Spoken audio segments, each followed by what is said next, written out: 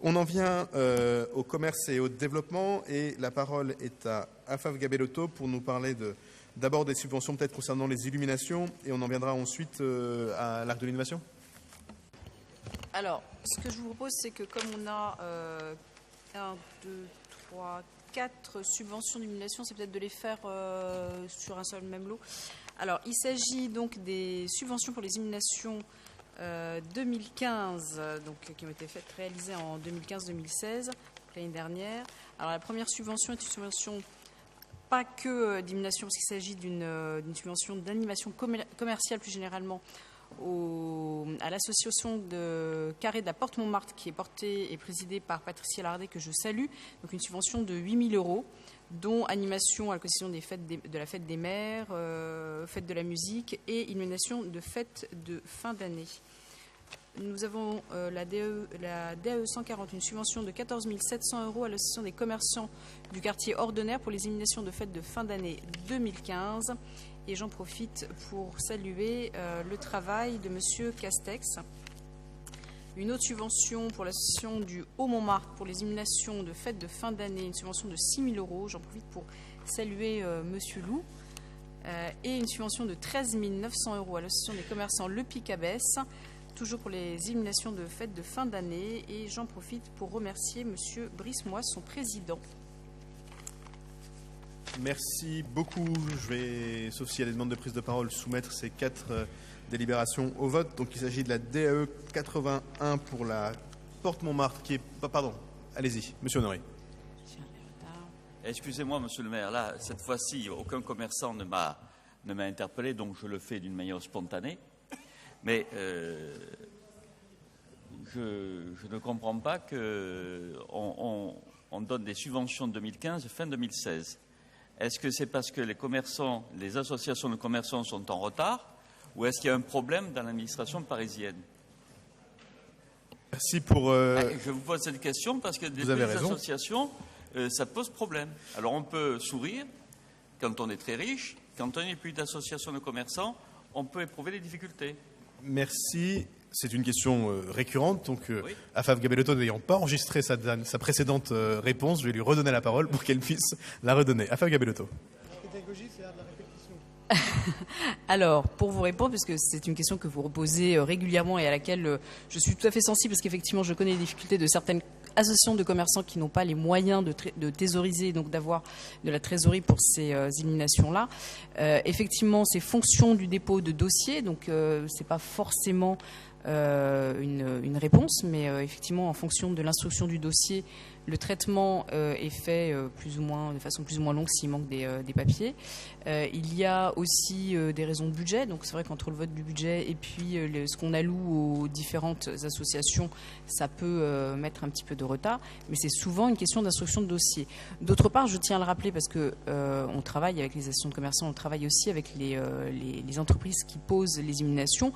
Ils sont tout à fait au courant de cette situation. En général, ils donnent ce délai d'1 an pour pouvoir solder la fin du devis signé à l'obtention de la subvention. Et donc, en général, ils sont là pour 2-3 sessions. Donc, c'est un contrat tacite dès le départ.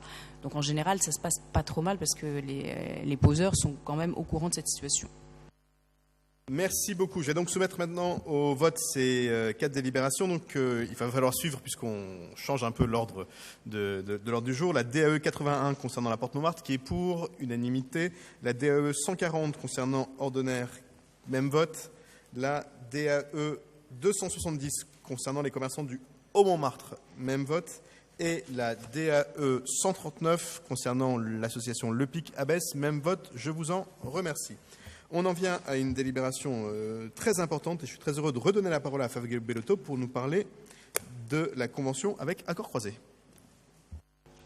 Alors, c'est l'aboutissement d'un long travail et d'un travail extraordinaire puisque c'est un projet qu'on porte depuis plusieurs années, qu'on soutient, qu'on a même porté à bout de bras parce qu'il faut avouer le courage et la ténacité de nos porteurs de projets qui enfin voient ce projet aboutir et d'ailleurs j'annonce une pose de première pierre le 5 décembre. Donc voilà, c'est un très bon signe, sachant que les travaux ont déjà commencé, mais on aura ce symbole au 5 décembre qui nous permettra de festoyer avec eux l'aboutissement de ce long, fastidieux travail. En effet, dans le cadre de l'Arc de l'innovation, une subvention et une convention va être signée avec Accords Croisés, qui sont porteurs du projet 360 qui se situera à l'angle Miraléon dans le 18e arrondissement.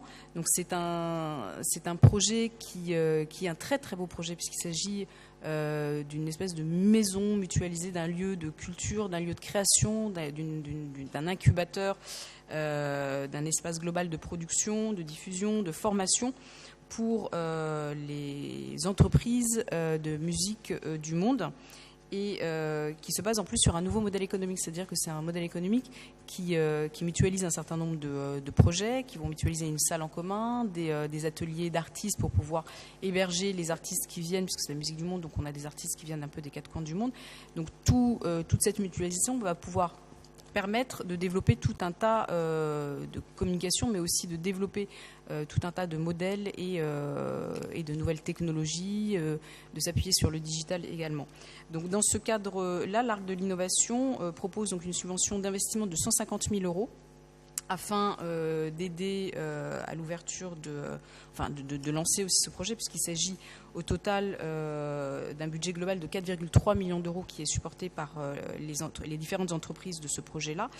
Donc ça viendra compléter d'autres subventions qui sont le Conseil régional, le CNV, etc.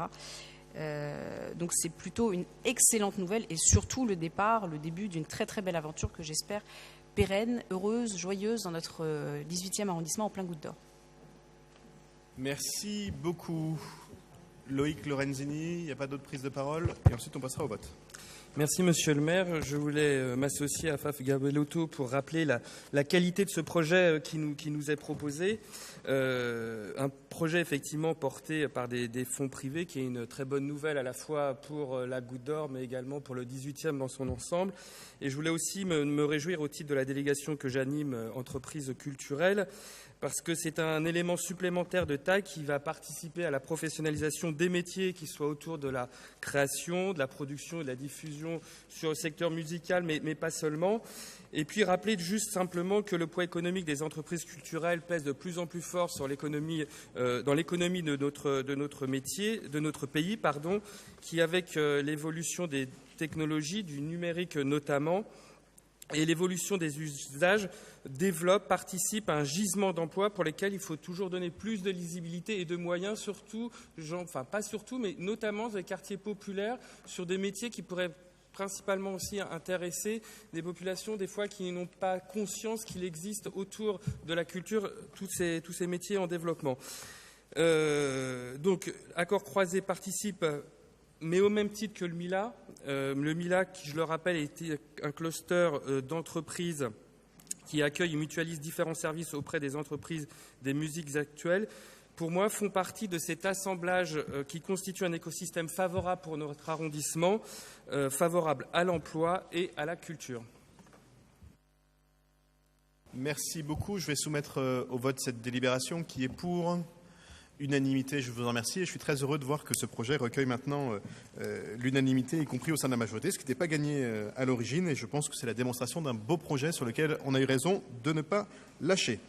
J'en viens à Afaf Gabellotto, à nouveau, va nous parler des marchés couverts alimentaires.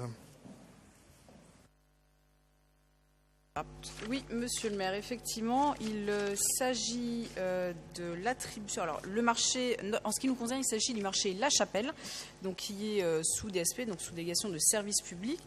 Et il s'agit de vous proposer l'attribution de la DSP au groupe Ben Sidoun, puisqu'il s'agit aujourd'hui, au 31 décembre, donc la convention et la DSP tombera, donc il faudra le remplacer. Et aujourd'hui, après une longue procédure de marché, c'est au groupe Ben Sidoun que revient ce marché. Donc il y a plusieurs nouveautés dans le cadre de cette DSP. Je le retrouve pas, mais bon, je le retrouve. Dans le cadre de cette DSP, le groupe Ben Sidoun aujourd'hui s'engage à plusieurs choses, à plusieurs nouveautés qui ont été écrites dans le cahier des charges, mais aussi un petit peu plus, puisqu'il veillera au tri des biodéchets, il interviendra aussi sur la collecte des invendus alimentaires. Il s'engage à créer un lieu de convivialité, ce que nous souhaitons depuis un certain moment quand même dans ce marché La Chapelle, pour redonner de la cohésion, mettre du lien aussi entre les commerçants traditionnels et les traiteurs qui sont sur place. Nous allons également avancer, et c'est un engagement de la part du groupe Ben Sidoun dans les négociations du marché, de créer des terrasses à l'extérieur et donc de les intégrer au périmètre du marché, ainsi que le développement de la Wi-Fi. Donc on aura de la Wi-Fi à l'intérieur du marché, donc on pourra manger, discuter autour d'un ordinateur et de bons petits plats préparés par les commerçants. Il s'engage également à créer de l'animation, mais aussi à créer un site internet. Donc voilà, nous espérons qu'avec cette DSP, on fasse un gros bond en avant pour les commerçants qui le méritent bien, puisqu'ils sont tous très mobilisés et font du bon travail. C'est une DSP qui court pour 6 ans à partir du 1er janvier 2017. Merci beaucoup, pas de difficulté, unanimité, il en est ainsi décidé et on en profite effectivement pour saluer les commerçants de ce marché qui est un des petits bijoux du 18e grâce à un investissement public quand même extrêmement important quand il s'est agi de le rénover et c'était là encore un investissement au bénéfice des quartiers populaires particulièrement utile.